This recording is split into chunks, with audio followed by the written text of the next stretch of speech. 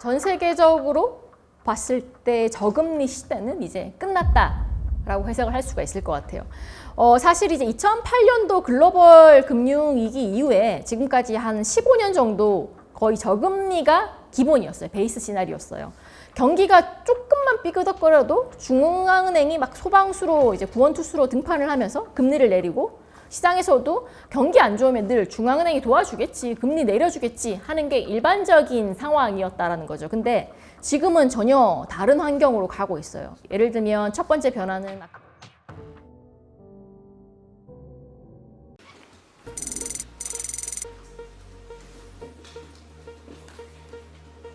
오늘 금융통화위원회는 한국은행 기준금리를 현재의 2.5%에서 2.75%로 인상하기로 결정하였습니다. 먼저 대내외 경제 여건을 설명드린 후 사실 이제 한국은행이 이번 7월 달에 25bp 금리 인상을 했죠. 이론적으로는 한국은행이 금리 인상을 하는 이유는 당연히 물가가 올라서라는 명분이 가장 컸는데 이번 금리 인상은 단순히 물가가 올라서라기보다는 한국 경제가 생각하는 것보다 성장이 굉장히 강하다는 판단도 영향을 좀 미쳤던 것 같습니다. 사실 이제 올해 초만 하더라도 올해 성장률 전망은 거의 1%대였고요. 물가는 이제 올해 2월 달에 중동발 전쟁 때문에 많이 올라갈 거란 우려들이 있었지만 성장 자체가 워낙 기대감이 낮다 보니까 물가만 봤을 때는 금리 인상을 해야 되는데 성장을 보면 금리 인상을 하기 좀 어렵다는 시각이 컸었어요. 근데 이제 1분기를 지나고 2분기에 접어들면서 이러한 시각들이 완전히 바뀌었죠. 거기에 대한 가장 큰 트리거 포인트는 저는 1분기 GDP 발표라고 생각을 해요. 국내 1분기 GDP가 QOQ로 1.8%가 찍히면서 사실상 1.8이라는 숫자도 굉장히 중요한데 생각해 보세요. 남은 2분기, 3분기, 4분기 한국 경제가 제로 성장을 하더라도 1분기 1.8%의 의미는 연간으로 3%의 성장이 가능하다는 의미예요. 연간 성장이 3%가 나온다는 거죠. 기존의 한국은행은 5월 달에 수정 경제 전망을 발표하면서 올해 성장률 전망치를 2.6%로 제시를 했어요. 근데 1분기 그 GDP QOQ가 서프라이즈로 나오다 보니까 당연히 한국은행도 성장률 전망치를 개정하겠죠. 그래서 올해 이제 반도체 슈퍼 사이클이 오다 보니까 국내 수출 전망치가 예상보다 훨씬 더 좋았고 거기다가 정부의 확장적 재정 정책까지 영향을 미치면서 성장에 대한 시장의 시각이 완벽하게 바뀌었던 점이 한국은행의 가장 큰 인상 배경이었지 않았냐고 보고 있습니다. 그리고 두 번째는 당연히 물가죠. 근데 이제 한국은행이 이번 금통위에서 금리 인상을 하면서 보다 주목했던 포인트 중 하나는 단순히 이제 한 달, 두 달의 물가가 아니라 그동안 이제 전쟁으로 인해서 유가가 올랐던 부분에 대한 2차적인 물가 파급 효과 영향들을 좀 걱정을 시작했다는 점이 포인트라고 생각을 하고 있어요. 예를 들면 근원 물가 상승률이죠. 쉽게 말해서 근원 물가라는 건 기존의 물가 지수 내에서 변동성이 높은 품목들, 예를 들면 에너지 가격 또는 식품 가격 같은 경우는 이제 날씨라든지 다양한 변수에 영향을 많이 받다 보니까 요 두 가지를 뺀 이제 물가의 지수들을 추정을 하는데 여기서 저희가 알 수 있는 건 공급 측면의 인플레이션은 공급 관련된 이슈들이 해소가 되면 자연스럽게 빠지겠지만 수요 측면에서 인플레이션이 나타난다는 거에 대한 의미는 높아진 인플레이션이 떨어지는 데는 굉장히 오랜 시간이 걸릴 수도 있고 오히려 반대로 수요 측 인플레이션은 기존의 공급 측 인플레이션보다 더 높은 물가의 상승 압력을 제시할 수 있다는 거죠. 그래서 이런 부분들이 걱정되기 시작했고 한국은행은 성장에 대한 펀더멘털이 받쳐주는 상황에서 물가, 특히나 이제 서비스 관련된 수요 측 관련된 물가 압력 요인들이 굉장히 우려스러웠던 점이 컸기 때문에 금리 인상을 단행했다라고 생각을 하고 있어요.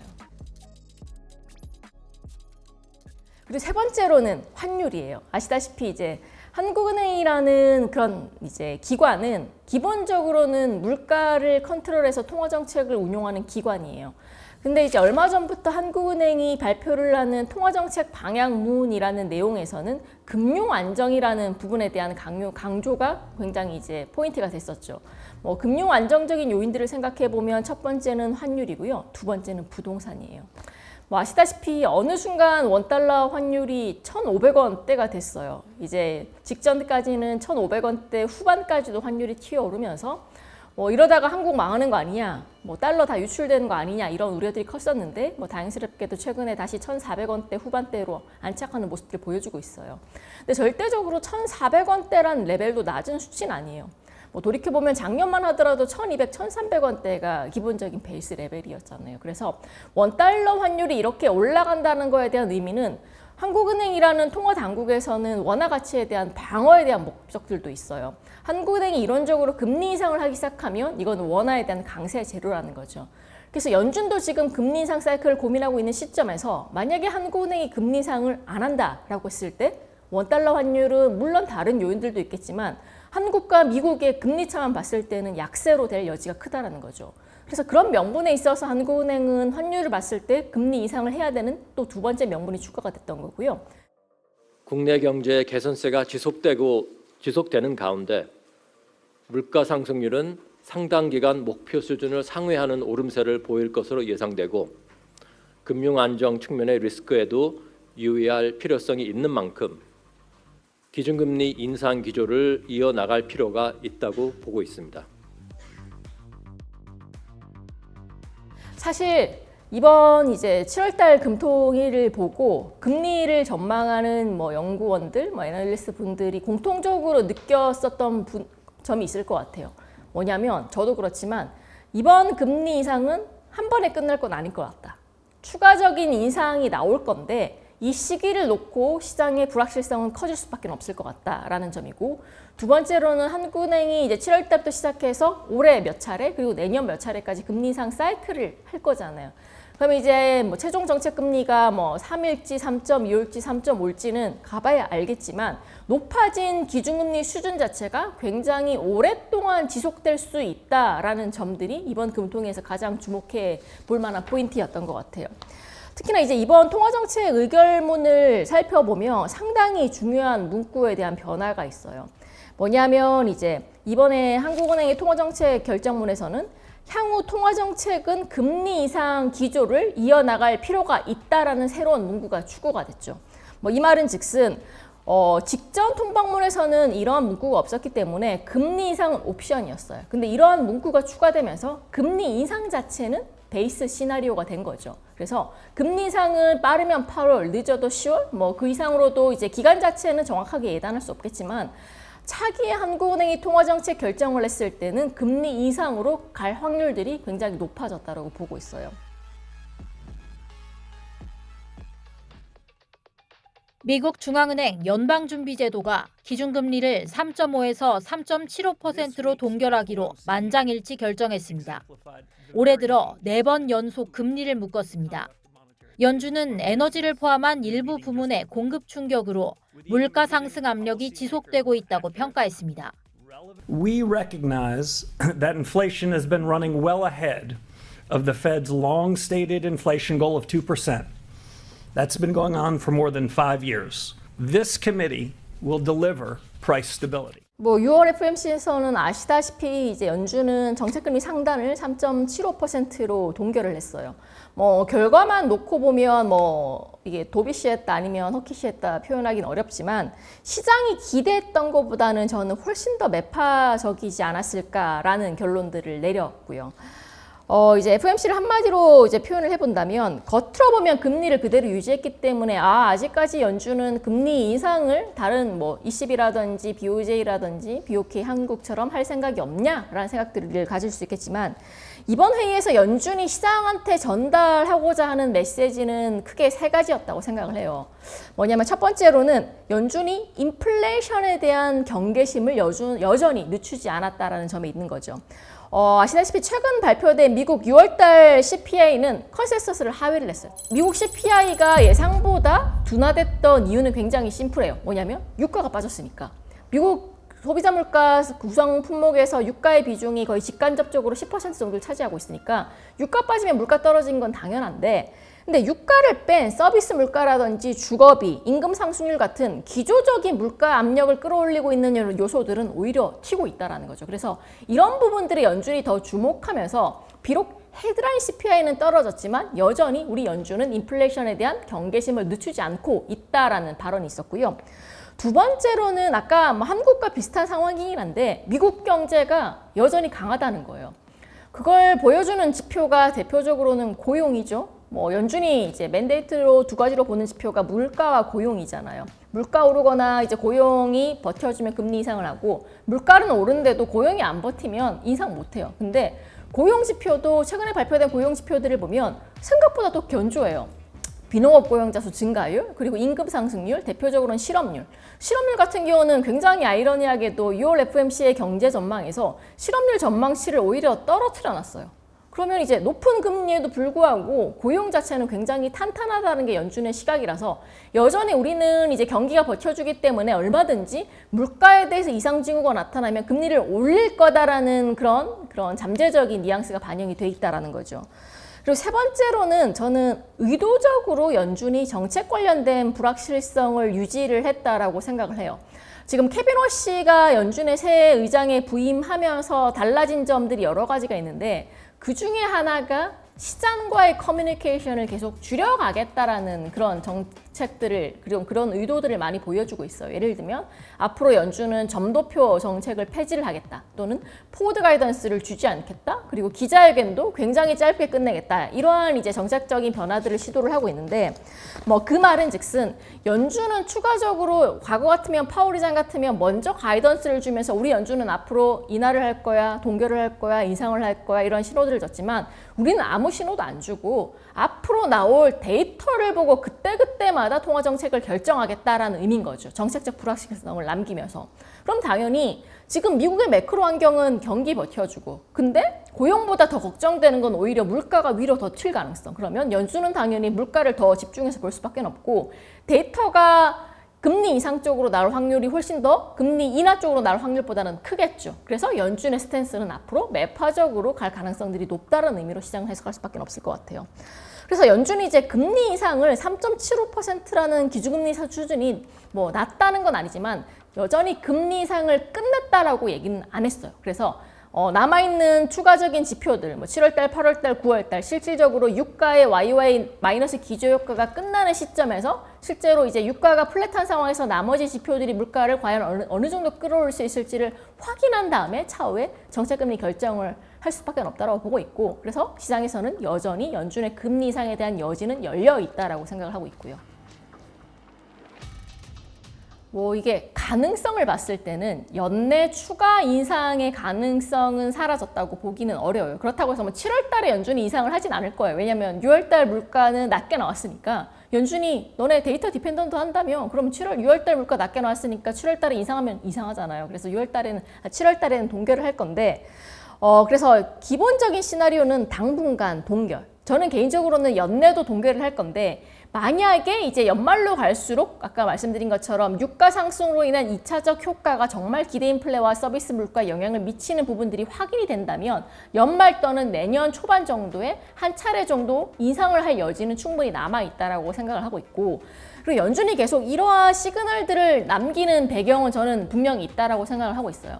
반대로 생각하면 연준은 이미 3.75%라는 높은 기준금리 수준을 정책을 취하고 있어요. 아까 말씀드린 것처럼 BOJ는 이제 1%, ECB도 이제 2% 중반, 한국도 이제 올려서 2.75인데 얘네는 100bp 이상 더 높은 3.75%인 거잖아요. 그래서 여기서 더 금리를 올려버리면 물론 물가를 잡는 긍정적인 효과도 있지만 지금은 경기가 좋은데 혹시나 나중에 경기가 안 좋았을 때 높은 금리 때문에 경기가 더 빠르게 꺾여갈 수 있는 리스크들도 있다는 거죠. 그래서 반대로 생각하면 직접적으로 금리를 건드리기보다는 우리는 얼마든지 금리 인상을 할 수 있어라는 그런 얘기들, 그런 뉘앙스들을 비치면서 시장에 간접적인 긴축적 환경들을 만들어낸다는 거죠. 대표적으로는 미국 국채 금리.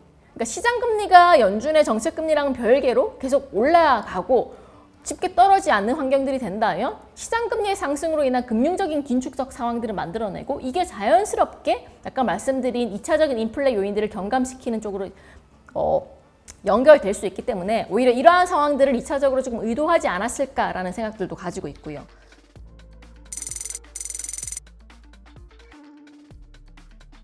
The members of our committee have no tolerance for persistently elevated inflation, and we share a resolute commitment to ensure price stability. 이게 사실 한마디로 표현하면 기승전 물가였어요. 물가. 뭐 한국도 마찬가지겠지만 제가 이제 이번 청문회를 보면서 가장 인상이 깊었던 건 연준이 얼마나 물가를 심각하게 보고 있냐를 확실하게 알 수 있었던 자리였던 것 같아요. AI 관련된 구조적인 인플레이션인 것 같아요. 저도 이제 6월달 FOMC에서 재밌었던 내용 중에 하나가 AI 관련된 내용들이 처음으로 연준의 협상 테이블에 올라왔다는 거죠. 의사결정에서의 중요한 과제로. 저희가 흔히 통화정책 변수라고 하면 물가, 고용, 좀 더 나아가서는 각국 글로벌 통화정책 이 정도인데 갑자기 AI? 왜 AI가 나왔지? AI가 나중에 정말 잘 돼서 자동화가 되면 생산성 올려서 물가 낮추는 건 알겠는데 지금 당장 저희가 체감하고 있는 AI의 효과는 물가를 올리는 방향 쪽으로 가고 있다는 점이 포인트였던 것 같아요.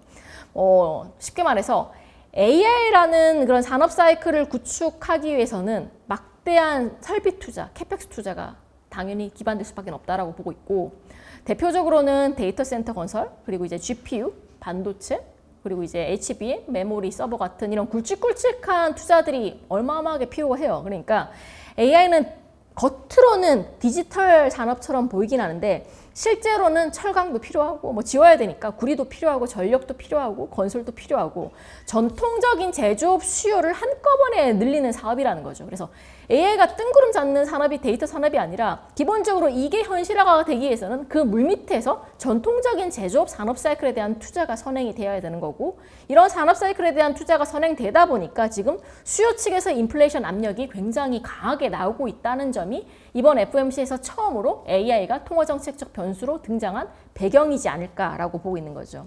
과거에 이제 미국 경제의 사이클에서의 핵심은 금리가 올라요. 그러면 기업들의 투자가 꺾이고 가게들의 소비가 꺾여서 경기가 꺾이는 모습들이 나오기 시작하고 그때 연준이 구원투수로 등판을 하면서 기준금리를 내려서 경기의 둔화를 막고 기장금리를 끌어내려요.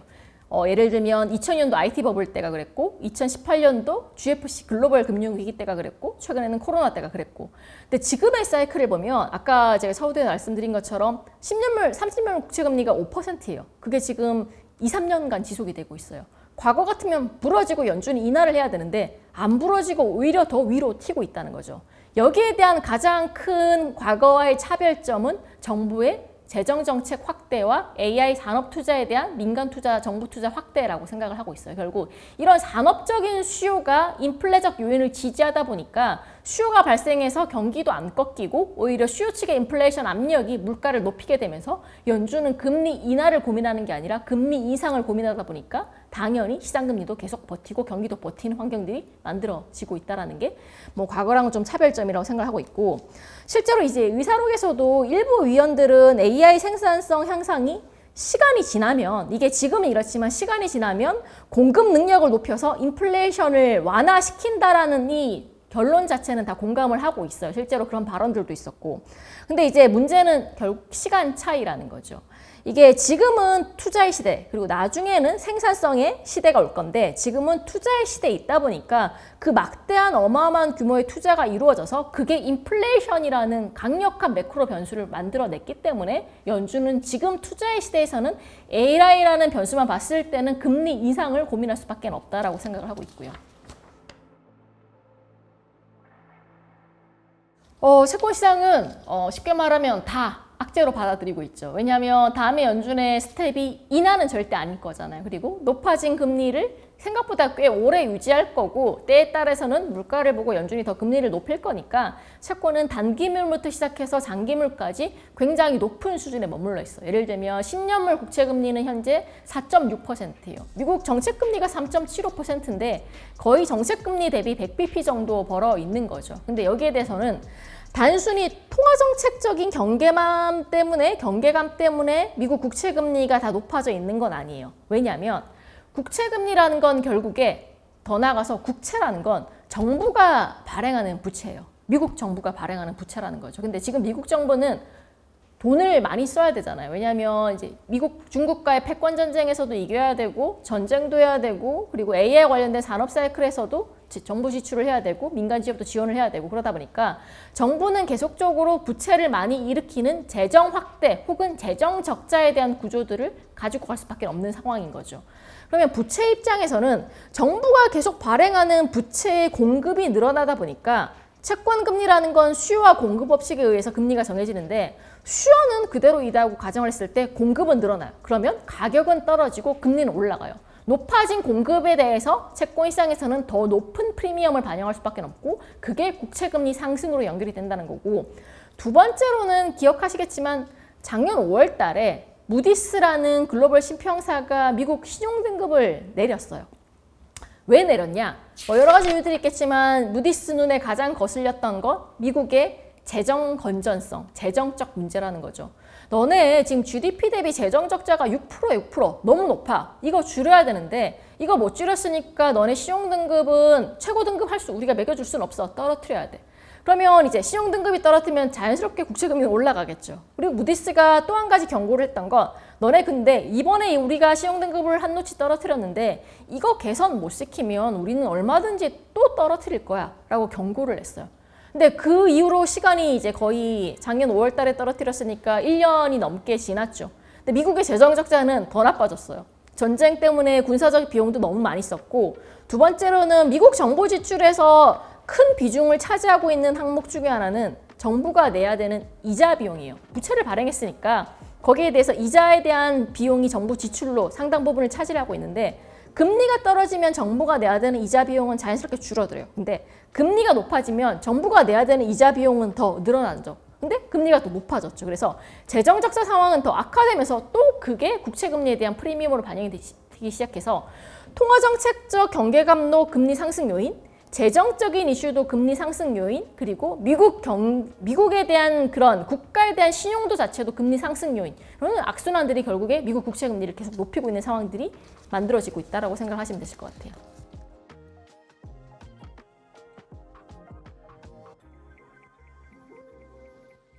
가장 중요한 건 결국에 제가 반복적으로 말씀을 드려서 지겨우실 것 같긴 한데 물가예요, 물가.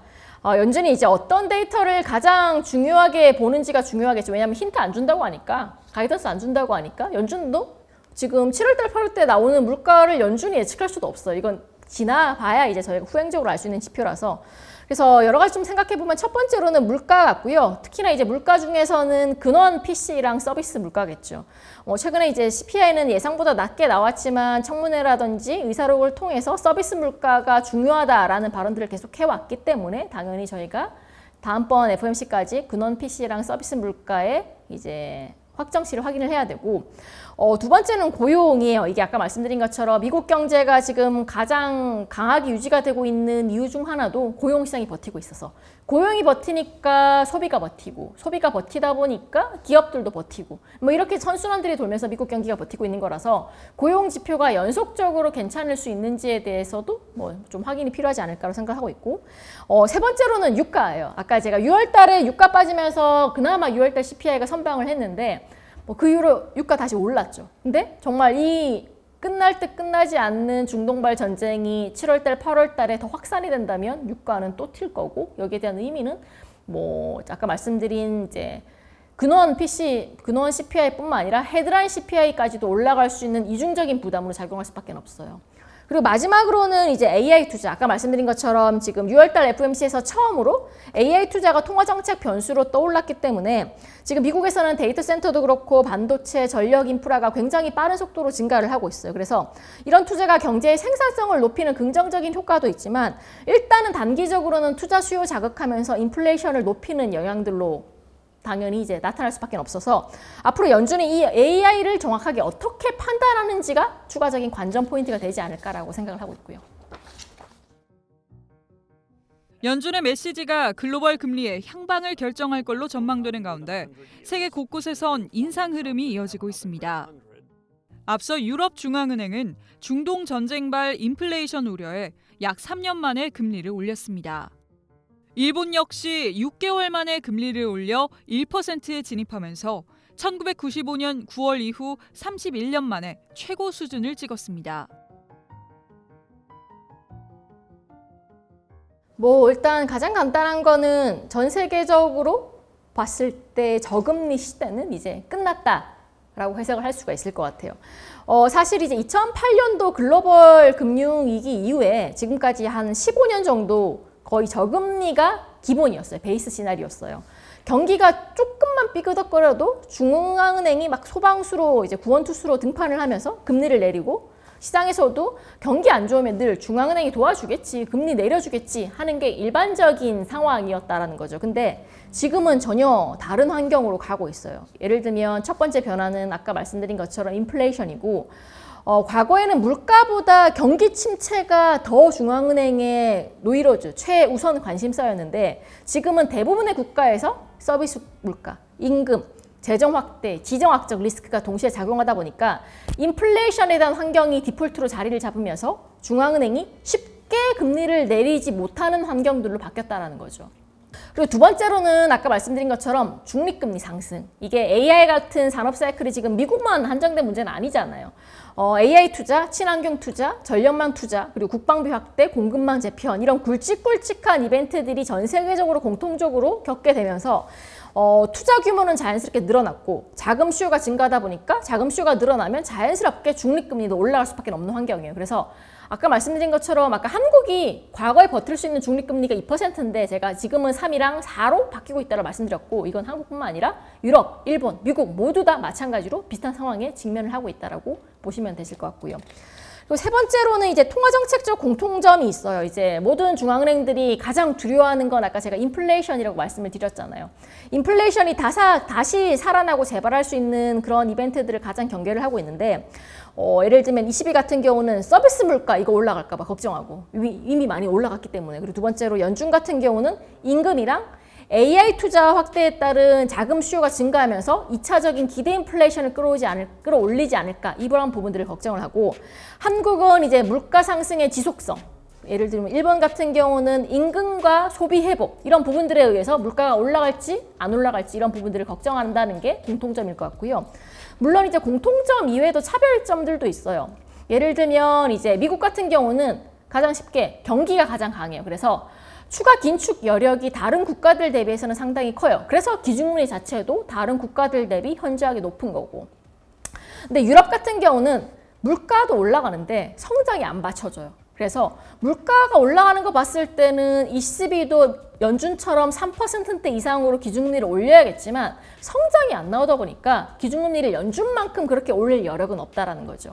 그리고 일본 같은 경우는 굉장히 오랫동안 초저금리를 유지하던 국가였잖아요. 그걸 이제 YCC 폐지, 제로금리 폐지 이런 정상화 과정들을 하고 있다는 것 자체가 지금 정책금리 조정의 핵심이라고 생각하시면 되실 것 같고 한국 같은 경우는 여기에다가 추가적으로 환율 플러스 가계부채 문제가 추가적인 변수로 등장하면서 금리 인상을 얼마만큼 할지 결정할 수 있는 차별점이라고 생각하고 있어요. 그래서 지금 같은 금리 인상이라도 각 국가에서 바라보는 목적은 공통점도 있고 인플레이션이라는 그리고 그 안에서의 차별점들도 분명히 다른데 보다 저는 중요한 포인트 중 하나는 과거에는 경기가 조금만 꺾여도 중앙은행이 바로 등판해서 금리를 내렸는데 지금은 경기가 조금만 꺾인다고 해도 중앙은행이 금리 인하를 해주진 않을 거라는 점이 분명 다르다. 그리고 오히려 중앙은행은 지금 인플레이션이라는 강력한 매크로 변수에 집중을 하고 있고 그걸 둘러싸고 있는 AI 관련된 산업 사이클이 단기적으로는 인플레이션을 올리는 방향 쪽으로 갈 가능성들이 크기 때문에